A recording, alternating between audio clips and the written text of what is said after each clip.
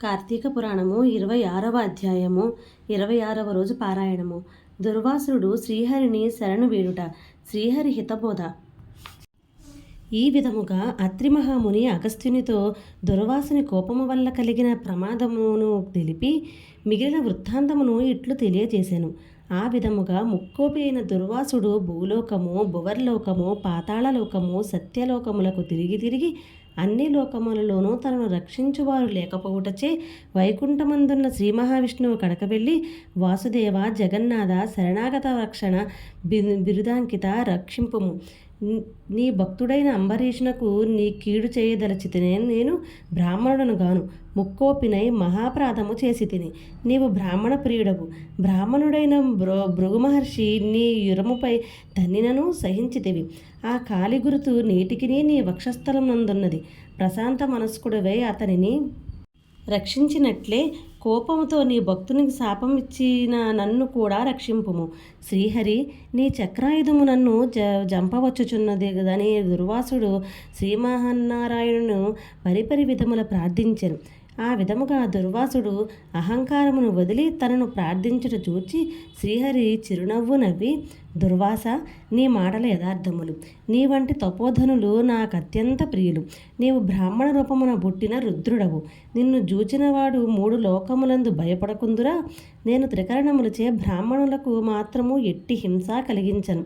ప్రతి యుగమునందును గో దేవ బ్రాహ్మణ సాధు జనంబులకు సంభవించే ఆపదలను పోగొట్టుటకు ఆయా పరిస్థితులకు తగిన రూపమును ధరించి దుష్ట శిక్షణ శిష్టరక్షణ గావింతును. నీ వకారణముగా అంబరీషుని శపించితివి. నేను శత్రువుగైనను మనోవాక్కాయములందు కూడా కీడు తలపెట్టను. ఈ ప్రపంచమందు గల ప్రాణి సమూహము నా రూపముగానే జూతును. అంబరీషుడు ధర్మయుక్తముగా ప్రజాపాలన చేయుచుండెను. కానీ అటువంటి నా భక్తుని నీవు అనేక విధముల దూషించితివి.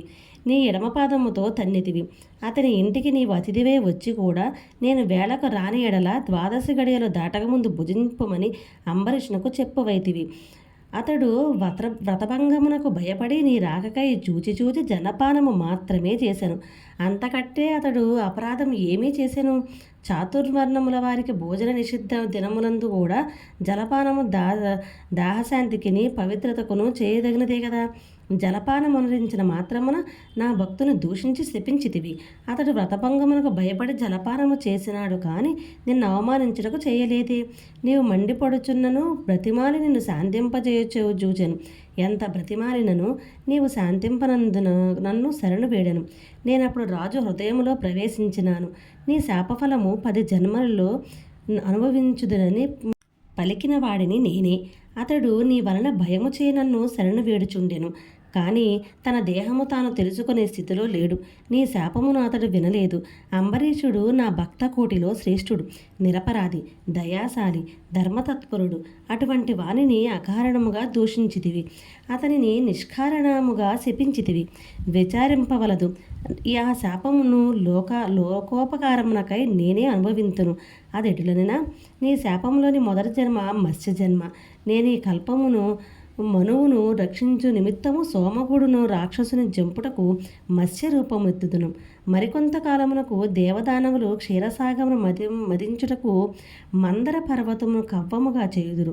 ఆ పర్వతమును నీటిలో మునగకుండా కూర్మరూపమున నా వీపున మోయుదును.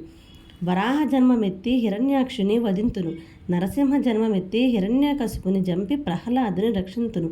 బలిచే స్వర్గము నుండి పారద్రోలబడిన ఇంద్రునకు తిరిగి స్వర్గము అప్పగించుటకు వామన రూపమెత్తి బలిచక్రవర్తిని పాతాళ లోకమునకు త్రొక్కుదును.